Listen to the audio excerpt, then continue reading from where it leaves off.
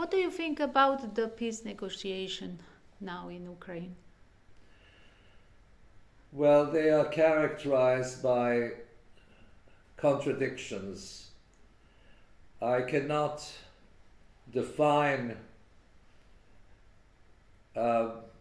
President Trump as being committed to ending war inasmuch as he is supportive of genocide in Palestine officially. So he has supported genocide. Mind you, the whole military apparatus of the United States and NATO are behind the genocide.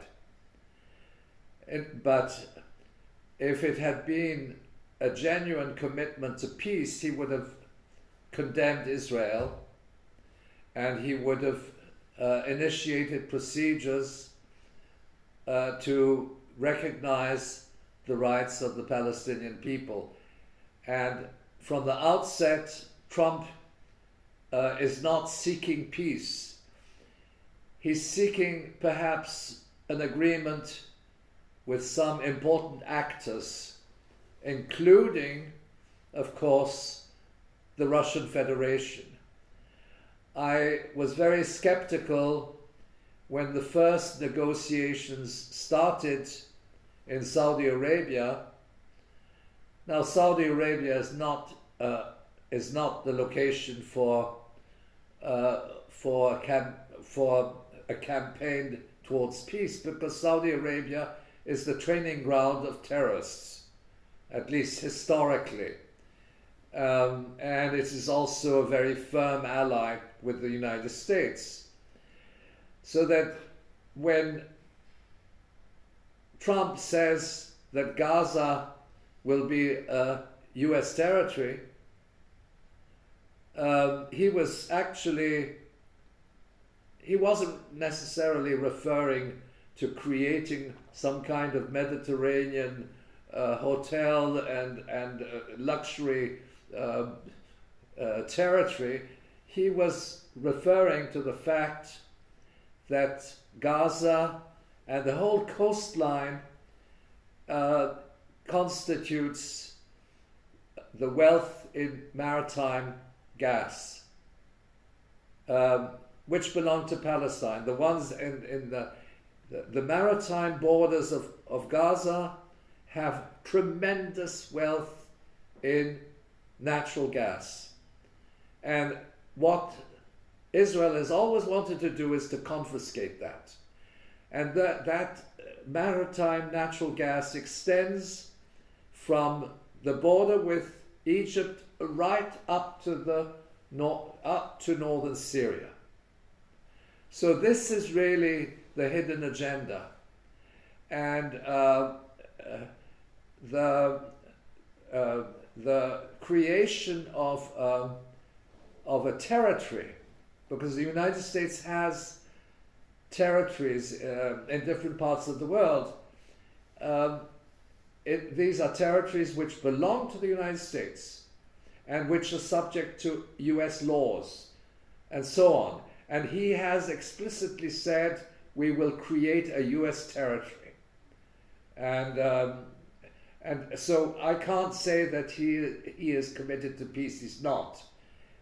He may be committed to some form of negotiations with the Russian Federation and some normalization of diplomacy, which ultimately, whether we like Trump or not, is something which is positive.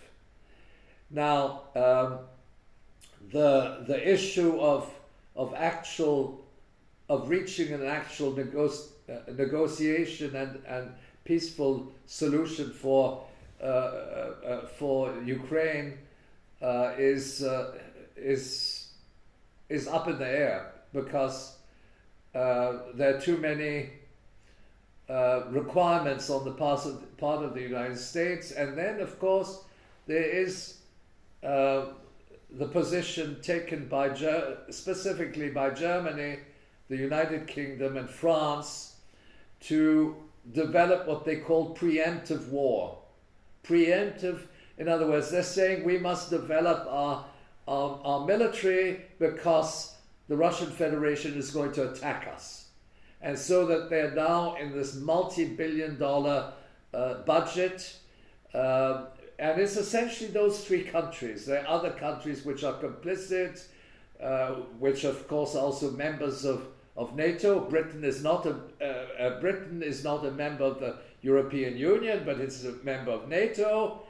And it should be understood that this perspective on by the Western European countries really emanates also from Washington, because it ultimately is the let's say the narrative of the Democratic Party and the narrative of the Obama administration and the Biden administration, so that essentially they're expressing they are building up their military with a view to defending themselves against Russia. But preemptive is a very controversial concept, because it really says we have to attack them before they attack us. That's the notion of preemptive. And it also, any kind of attack of another country is, according to international law, is a crime against humanity. The only war which is justified by international law is self-defense. Now, so that this notion of preemptive is very, very dangerous, because it also gives a sort of this